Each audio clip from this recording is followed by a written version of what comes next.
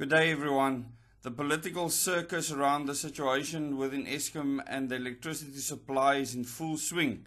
And you now have politicians that know nothing about the generation of electricity, making comments left, right, and center.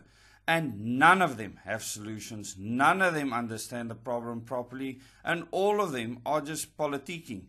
And one thing I want to say clearly now.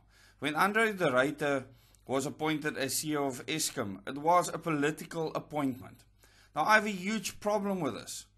One thing that I can say about Andre is that he now starts to understand electricity production properly. The statements that he makes, they are technically sound, and this is very important. So he has made an effort to understand the production of electricity. He has actually gone out to the power stations, met with the people on the ground, and this was the first step I said he would have to take to really understand what's going on.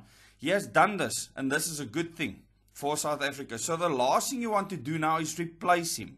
He needs to remain there, because what he is doing now is trying to get the organization to work together, find his feet. Bringing another person in now is going to make no difference. This is a technical issue. We did not build more generating capacity when we had to. It is too late to fix that. We are in mitigation now. Mitigation means that we need to do the best with what we have. And I've told people for a long time that this is not going to go away overnight. And it doesn't matter how many promises other political parties in parliament makes, it is not going to change this. They are lying to you if they say that they have quick solutions. The quick solutions do not exist. When the city of Cape Town says that they'll become independent of the Eskom grid, they are lying. When they are saying that they are going to use Steenbras, which only has 180 megawatts of generating capacity, to circumnavigate 2 stages of load shedding, which is 2,000 megawatts, they are lying to you. Do not believe them.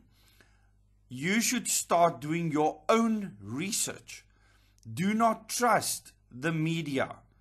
Do your own research and try to understand electricity generation, and listen to experts in the industry that have actually generated megawatts themselves, that actually understand the national grid, that have actually seen load swings, voltage swings, megawatt swings, frequency swings.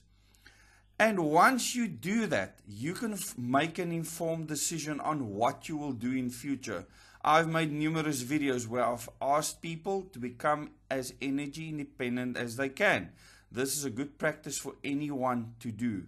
To have their own water, to have their own food, to have their own shelter, to have their own energy needs, and to be able to keep themselves sane, because people are going cuckoos right now.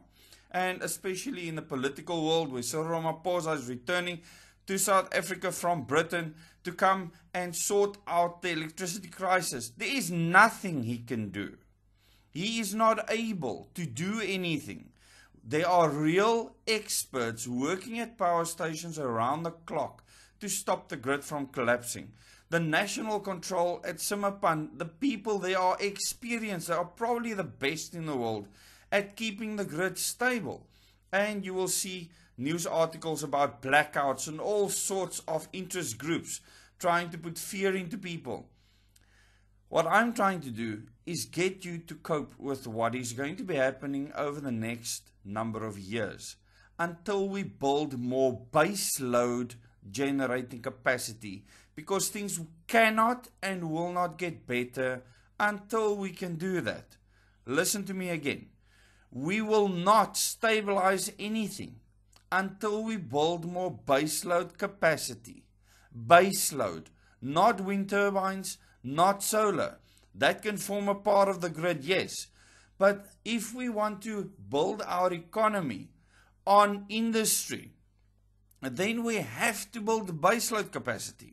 That is going to require a completely different mindset change, because up until now, renewable energy has been driven down people's throats, and people need to understand how this can benefit you in your own home, if you put solar panels on your roof, which I will encourage all people to do, or to have their own wind turbine at home, although the cost might be very high and many people might not be able to afford this. What Eskom needs to do is build more generating capacity. Government has not given them the impetus to do that. It's government, politicians stopping this from happening. And then you get people driving their own agendas because it will put them in pocket, not caring about the future of the country. And what we need to do now is look 20, 30, 40, 50 years ahead. And this is why it is vital that the future of the world, and anyone that actually does proper research will see, will only be consisting of nuclear energy.